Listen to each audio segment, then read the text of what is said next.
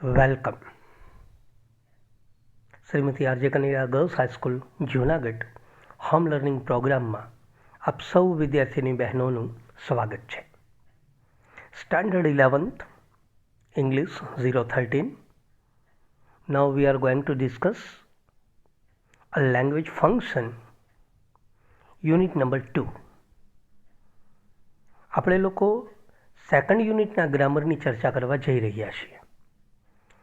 Before આઈ begin, હું શરૂ કરું એ પહેલાં તમને ખ્યાલ આવવો જોઈએ કે ધોરણ 12 બોર્ડનું પેપર જે ડિઝાઇન થશે એમાં અંગ્રેજી ગ્રામર છે.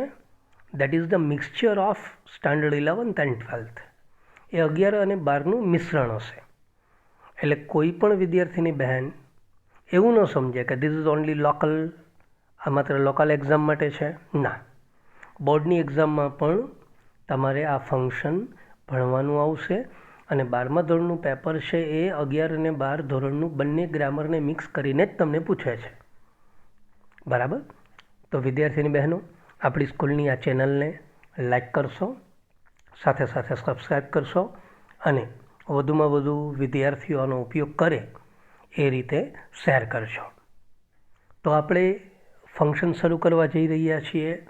ખાસ કરીને ટાઇટલ છે comparing person, place and thing. કોઈ પણ વ્યક્તિ, વસ્તુ કે જગ્યાની તમે જ્યારે સરખામણી કરો છો ત્યારે આ લેંગ્વેજ ફંક્શનનો ઉપયોગ આપણે કરીએ છીએ. હવે આ વસ્તુ તમને હું ગ્રાફિકલી બતાવું કે સરખામણી જનરલી કેટલી રીતે થાય અને કેવી રીતે થાય. તમારી સામે અત્યારે ABCDEFG એક ગ્રાફ દેખાય છે, પણ આપણે સમજવાનું છે એ ગ્રુપ ઓફ બોયઝ છે, એ છોકરાઓનું એક ગ્રુપ છે. એ છોકરાનું નામ છે, બી છોકરાનું નામ છે, CDEFG એ પણ અલગ અલગ છોકરાઓનું નામ છે. હવે ખાસ તમે જુઓ, ફોર એક્ઝામ્પલ કે no other boy is so fat as A. A જેટલો કોઈ પણ છોકરો જાડો નથી. એટલે તમે ગ્રાફમાં જોઈ અને આ વાક્ય સમજવાનો પ્રયત્ન કરજો કે એ છે એના જેટલો કોઈ છોકરો જાડો નથી. એ જ રીતે આમ પણ બોલી શકાય કે A is fatter than any other boy. A છે એ બીજા બધા છોકરા કરતાં વધારે જાડો છે. આ વાતને આમ પણ રજૂ કરી શકાય, એ ઇઝ ધ ફેટેસ્ટ બોય. એ છે એ સૌથી જાડો છોકરો છે. તમને અંદાજ આવી ગયો હશે. You all have studied in standard 9th or 10th, particularly degree of comparison. તમે 9 કે 10માં ડિગ્રી ભણી ચૂક્યા હશો, પોઝિટિવ, કમ્પેરેટિવ અને સુપરલેટિવ. તો હું વાત એ ડિગ્રીની જ કરું છું, પણ અત્યારે we are discussing as a language function. Language function તરીકે અત્યારે આપણે ચર્ચા કરીએ છીએ. હવે અહીંયા તમે ખાસ જુઓ, આપણે એની સરખામણી બાકીના BCDEF અને G જોડે કરેલી છે. એનો મતલબ થાય એની સરખામણી આપણે બધા જોડે કરી, એટલે આ સરખામણીનું એક લેવલ થયું. એ લેવલ થશે 1 to all. કોઈ એક વ્યક્તિ, એક વસ્તુની સરખામણી બધા જોડે. એ સિવાય સરખામણી થઈ શકે? તો કહીશ યસ, શ્યોર, થઈ જ શકે. કેવી રીતે? તો વેરી ઇઝી. બીજું લેવલ કંઈક આવું પણ હોઈ શકે કે very few boys are as toll as C. કેટલાક છોકરાઓ સી જેટલા ઊંચા છે. કેટલાક છોકરાઓ સી જેટલા ઊંચા છે એટલે તો કે C, D, E અને F. એમાં સીની સાથે D, E અને F છે એના જેટલા જ ઊંચા છે. જુઓ, ક્લિયર? આ વાતને તમે આમ પણ કહી શકો કે C is taller than most other boys. C છે એ મોટાભાગના છોકરાઓ કરતાં વધારે ઊંચો છે. મોટાભાગના છોકરાઓ એટલે કોણ? A, B અને G. A, B અને G એના કરતાં તો એ ઊંચો છે જ. આ વાતને આમ પણ કરી શકાય કે C is one of the tallest boys. C છે એ કેટલાક છોકરાઓમાં, કેટલાક સૌથી ઊંચા છોકરાઓમાં એક છે. તો કેટલાક ઊંચા છોકરાઓ ક્યાં છે? તો કે D, E અને F. એમાંનો આ એક છે, તો એમાંનો એક સી છે જ. તો આ કમ્પેરિઝનનું બીજું લેવલ થયું અને એ લેવલને કહેશું આપણે 1 to સમ, કોઈ એકની સરખામણી કેટલાક જોડે. હજુ ત્રીજું લેવલ છે અને ત્રીજું લેવલ છે એ આપણે આ રીતે બતાવી શકીએ. એ ઇઝ એઝ ટોલ એઝ બી. એ છે એ બી જેટલો જ ઊંચો છે. તમે ખાસ જોઈ લો, એ અને બીની ઊંચાઈ એક સરખી જ છે. તો આ વાત અલગ રીતે થઈ. બી ઇઝ નોટ ટોલર દેન એ, તો એ વાત એક્ઝેક્ટલી સાચી છે કે બી છે એ કરતાં વધારે ઊંચો નથી. હા, તો કે બંને સરખા જ છે. આમાં આપણે સુપરલેટિવ ડિગ્રી આપી શકીએ નહીં. કારણ માત્ર આટલું કે અહીંયા સરખામણી 1 to 1 છે. અહીંયા કમ્પેરિઝન આપણે એક સાથે એકની જ આપીએ છીએ. હવે ઉપર જુઓ, કમ્પેરિઝન ઇઝ 1 to ઓલ. ઉપરમાં સરખામણી એક સાથે બધાની છે. એના પછીનું લેવલ છે 1 to સમ, એક સાથે કેટલાકની. અને એક સરખામણી છે 1 to 1, એક સાથે માત્ર એકની જ. તો આમ જોવા બેસીએ તો કુલ તમે 8 પ્રકારે ડિગ્રીના વાક્યો બનાવી શકો. થાય જ ક્લિયર? એ સિવાય તમને એવું લાગતું હશે સર દરેકે દરેક વાક્ય પોઝિટિવમાં પણ જાય છે, કમ્પેરેટિવમાં પણ જાય છે અને સાથે સાથે સુપરલેટિવમાં પણ જાય છે. તો that all becomes so confused. તમને એવું લાગે કે આ બધું કન્ફ્યુઝનવાળું છે. Don't worry about that. એના વિશે જરાય ચિંતા ન કરો. બિકોઝ આપણે જે લેંગ્વેજ ફંક્શન ભણીએ છીએ અને એક્ઝામમાં આપણને જે પૂછવાની મેથડ છે એ માત્ર ને માત્ર આઈડેન્ટિફિકેશન છે, રિસ્પોન્ડ ટુ ધ સેન્ટેન્સ છે અને સાથે સાથે કમ્પ્લીટ ધ સેન્ટેન્સ છે. તો લખવાની વાત આવશે તો માત્ર ને માત્ર કમ્પ્લીટ ધ સેન્ટેન્સમાં આવશે. એ બીજા બે જે ટોપિક છે આપણે આઈડેન્ટિફિકેશન અને રિસ્પોન્ડ, તો એમાં તો you need to just identify the language function. તમારે તો એમાં માત્ર લેંગ્વેજ ફંક્શન ઓળખવાના છે. એટલે એની ચિંતા જરાય ન કરો. ટોપિકને આપણે આગળ ધપાવીએ. આ વસ્તુનો ઉપયોગ શું હોઈ શકે? તો આ લેંગ્વેજ ફંક્શન છે એ જ્યારે બે કે બેથી વધારે વ્યક્તિ કે વસ્તુની વિશેષતાની તુલના કરવી હોય ત્યારે આ લેંગ્વેજ ફંક્શનનો ઉપયોગ થાય. કોઈ બે કે બેથી વધુ વ્યક્તિ છે એની સરખામણી કરવી છે, એની વિશેષતાની સરખામણી કરવી છે, એની ક્રિયાની સરખામણી કરવી છે, ત્યારે તમે આ લેંગ્વેજ ફંક્શનનો ઉપયોગ કરી શકો. હવે તમે લોકો જે રીતે ભણ્યા હતા ખાસ કરીને 9 અને 10માં, તો તમને ખ્યાલ છે કે આપણે ડિગ્રી છે 3 પ્રકાર આવે. પોઝિટિવ, કે જેમાં આપણે સરખામણી હંમેશા ઇક્વલ કરીએ, સરખી કરીએ. એક આવે છે કમ્પેરેટિવ, જેમાં સરખામણી ના તો એનાથી વધુ અને કાં તો એનાથી ઓછી એવા પ્રકારની સરખામણી કરીએ. અને ત્રીજી રીત કઈ છે? સુપરલેટિવ, જેમાં સૌથી વધુ કે સૌથી ઓછી એ ટાઈપની આપણે સરખામણી કરતા હોય. હવે આ દરેકના આપણે વિથ એક્ઝામ્પલ સમજશું તો આ 3 લેવલ તમને ખૂબ સરળતાથી સમજાશે. ફોર એક્ઝામ્પલ જુઓ, ધ્યેય ઇઝ એઝ સ્માર્ટ એઝ વિજય. ધ્યેય છે એ વિજય જેટલો જ સ્માર્ટ છે. અહીંયા આપણે સરખામણી પોઝિટિવ કરી છે, એઝ સ્માર્ટ એઝ. પણ લેવલ કયું વાપર્યું છે મેં?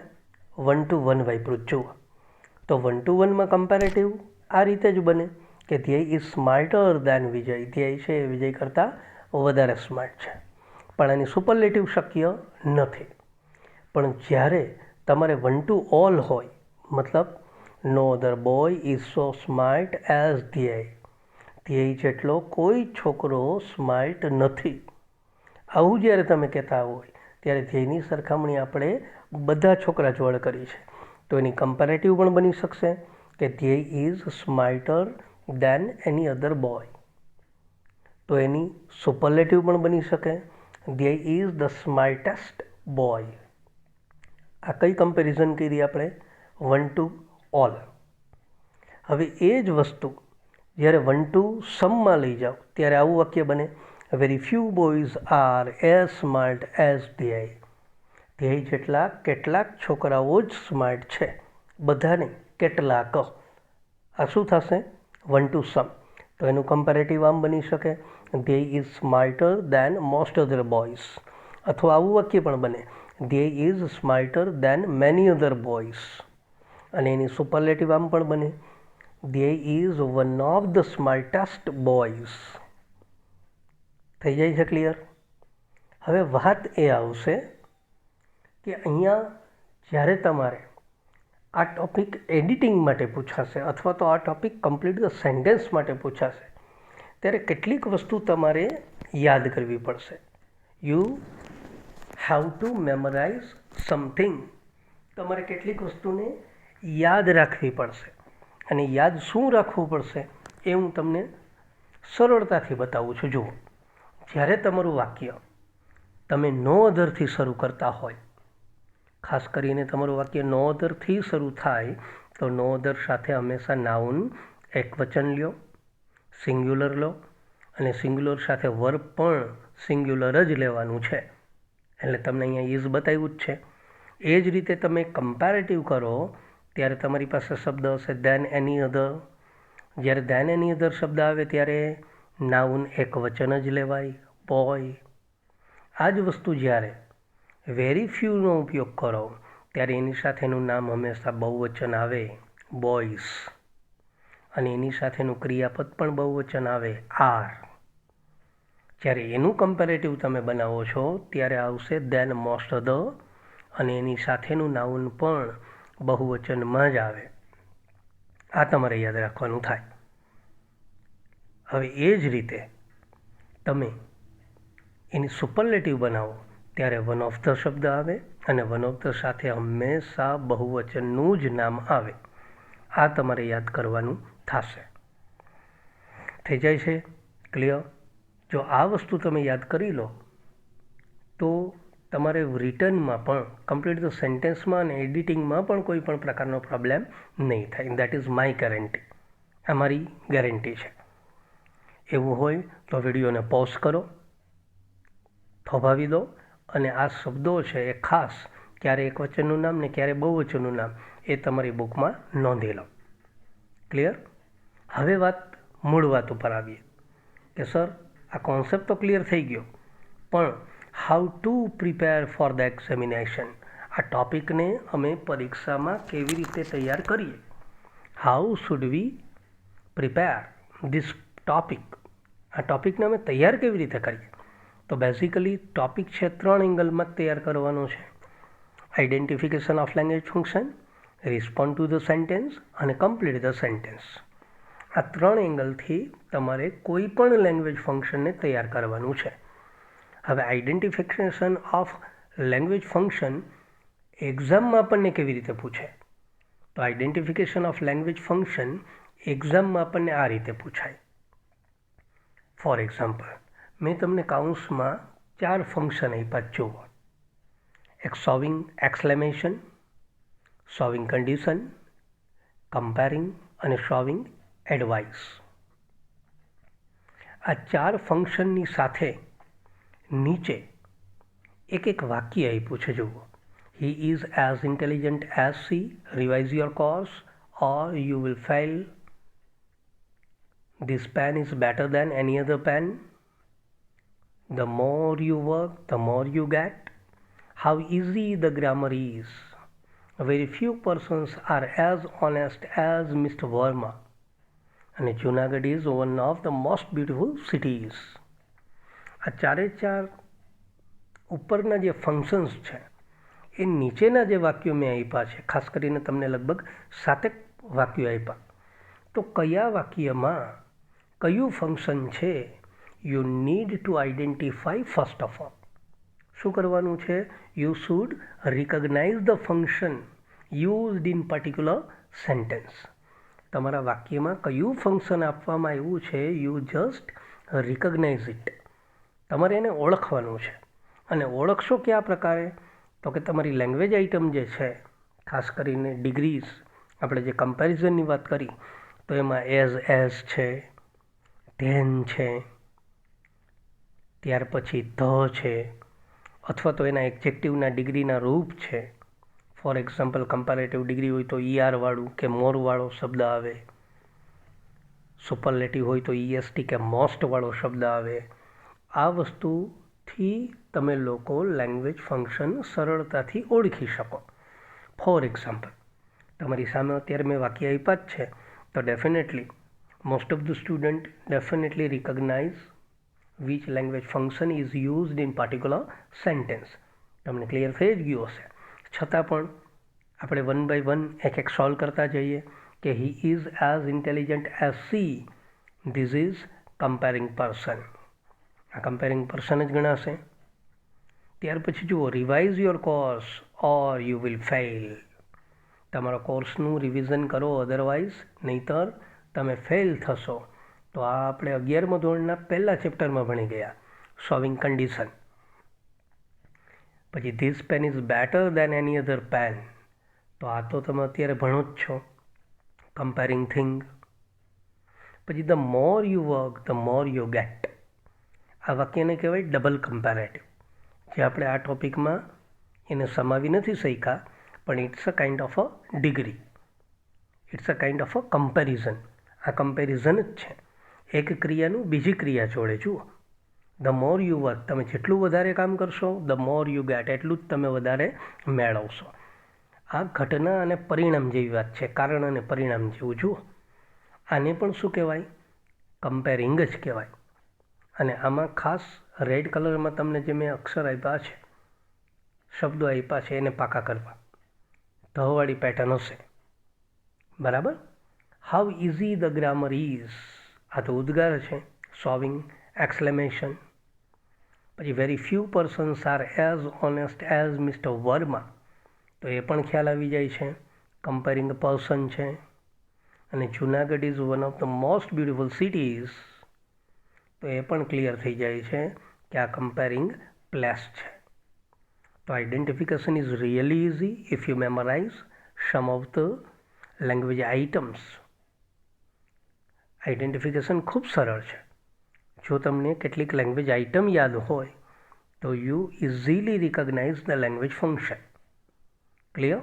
એટલે પરીક્ષાનો પહેલો ટોપિક તો આપણો સરળતાથી જશે કે ભાઈ માત્ર ને માત્ર ફંક્શન આઈડેન્ટિફાઈ કરવાના છે.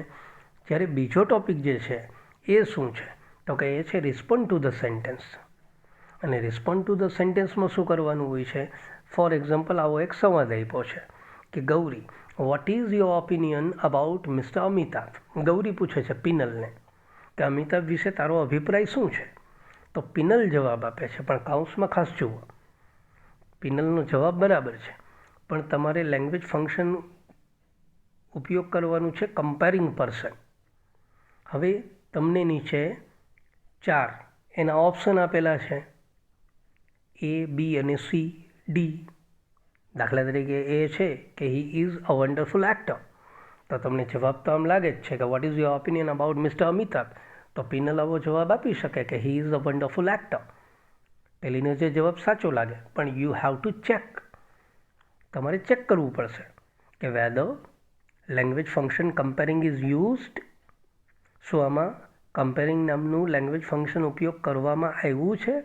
ઇફ યસ, જો હોય તો એ જવાબ સાચો છે. પણ પહેલાં તમારે વિચારવું પડે કે is it okay or not. સાચું છે કે ખોટું, એ તો તમારે જોવું પડે. બીજું વાક્ય કંઈક આવું આપ્યું છે, he is one of the best actors in the film industry. C આવું છે કે he is as famous than most other actors. અને ફોર્થ વન ઇઝ કે he is not only good actor but also a good human being. હવે ચારે ચારને તમારે પહેલાં વાંચવાના, જોવાના, સમજવાના, અને ચારે ચારમાં કયું કયું લેંગ્વેજ ફંક્શન છે તમને ખ્યાલ હોવો જોઈએ. ત્યારે તમને ક્લિયર થશે કે એક્ઝેક્ટલી આપણો જવાબ છે ને એ છે B. He is one of the best actors in the film industry. હવે તમને એવું લાગે કે સર સી પણ સાચો છે, પણ એમાં ગ્રામેટિકલ એરર છે. જુઓ, he is as famous, as અને ધેન સાથે રાખ્યા. દેટ ઇઝ નોટ પોસિબલ, એ શક્ય નથી. અને લાસ્ટ સેન્ટેન્સમાં he is not only a good actor but also a good human being. એમાં કમ્પેરિઝન જેવું કશું છે જ નહીં. એ વાક્ય થાય તમારું ખાસ કરીને આપણે કોઈ વ્યક્તિનું ડિસ્ક્રિપ્શન કરીએ છીએ તો 9 અને 10ના બેઝ ઉપર એને ડિસ્ક્રાઇબિંગ પર્સન કહેવાય. સ્ટાન્ડર્ડ 11th અને 12thના બેઝ ઉપર આને કનેક્ટિંગ ઇન્ફોર્મેશન કહેવાય, જે તમે હજુ ભણ્યા નથી. એટલે આપણો સાચો જવાબ થશે હી is one of the best actors in the film industry. ચાલો હજી એક પ્રેક્ટિસમાં એક વાક્ય કરો. ફોર એક્ઝામ્પલ, રીમા એવું કહે છે કે which cell phone do you like. Renu એને જવાબ આપે છે I don't like any other brand except Samsung. Samsung સિવાય મને કોઈ બ્રાન્ડ ગમતી નથી. I like iPhone 11 pro. મને 11 પ્રો જ ગમે છે. I always like OnePlus than Apple. મને એપલ કરતાં વનપ્લસ વધારે ગમે છે. અને I like iPhone that is better than any other cell phone. હવે ચારે ચારનું નિરીક્ષણ કરીને તમને ક્લિયર થવું જોઈએ કે ચારમાંથી સાચી રીતે કમ્પેરિંગનો યુઝ કેમાં છે. તમે દરેક વાક્યને જોશો તો કેટલાક વાક્ય કમ્પેરિંગવાળા દેખાશે પણ હશે નહીં. ફોર એક્ઝામ્પલ, સી જુઓ, I always like OnePlus then Apple. તમને ધેન દેખાશે પણ ધેન સાથે જે કમ્પેરેટિવ ડિગ્રીનું એડજેક્ટિવ કે એડવર્બ લેવું જોઈએ, ER કે EST વાળી વાત એ અહીંયા નથી કરી. એટલા માટે ગ્રામેટિકલી રોંગ થાય. તમારો સાચો જવાબ આવશે D, I like iPhone that is better than any other cell phone. તો આ થશે રિસ્પોન્ડ ટુ ધ સેન્ટેન્સ. એ પણ મારી દૃષ્ટિએ very easy to do that, very easy to score more marks. સારા માર્ક્સ મેળવવા માટે રિસ્પોન્ડ ટુ ધ સેન્ટેન્સ પણ તમને એટલું અઘરું ન પડે. ખાસ કરીને કોમન સ્ટ્રીમમાં ભણતા બાળકો જે છે એ લોકોને કમ્પ્લીટ ધ સેન્ટેન્સ રાઇટિંગમાં લખવું પડશે. અને કમ્પ્લીટ ધ સેન્ટેન્સ માટે તમારી પાસે શબ્દ ભંડોળ હોવો ફરજિયાત છે. ફોર એક્ઝામ્પલ, તમને કોઈ આવું સેન્ટેન્સ આપે, જુનાગઢ ઇઝ. હવે આનું કમ્પેરિંગ પ્લેસ કરો તો તમને વિચાર આવવા જોઈએ. વિચાર એટલે કઈ રીતે? ફોર એક્ઝામ્પલ, જુનાગઢના સંદર્ભે હું વિચાર કરું તો મને જુનાગઢમાં એકદમ જૂની જૂની બિલ્ડિંગ્સના વિચાર આવે. એ બિલ્ડિંગ્સ છે એને જોઈ અને મારો શબ્દ ભંડોળ જે છે એ કેવો છે એ ખ્યાલ આવવો જોઈએ. ફોર એક્ઝામ્પલ, મને એક બિલ્ડિંગ જોઈને યાદ આવે છે કે આ બિલ્ડિંગ તો હિસ્ટ્રીવાળું છે, હિસ્ટોરિકલ છે. તો એને લઈ અને હું વાક્ય આ રીતે બનાવી શકું, Junagadh is one of the most historical cities in Gujarat. હવે આ જ બિલ્ડિંગ જોઈ અને મને બીજો વિચાર એવો આવે છે કે આ બિલ્ડિંગ એકદમ બ્યુટિફુલ છે. તો વાક્ય આમ પણ બની શકે કે Junagadh is more beautiful than most other cities in Gujarat. એક વિચારમાં આવો પણ આવે છે કે આવો શબ્દ પણ હોઈ શકે, ઓલ્ડ. તો ઓલ્ડ શબ્દ ઉપરથી આમ વાક્ય બને કે Junagadh is one of the oldest cities. તમે ત્રણમાંથી કોઈ પણ વાક્ય ચલાવો ચાલશે. એ સિવાય તમને એ કહી શકો કે તમારા મન પ્રમાણે, તમારી કલ્પના શક્તિ પ્રમાણે તમને જેવા વિચાર આવે એવું વાક્ય તમે બનાવી શકો.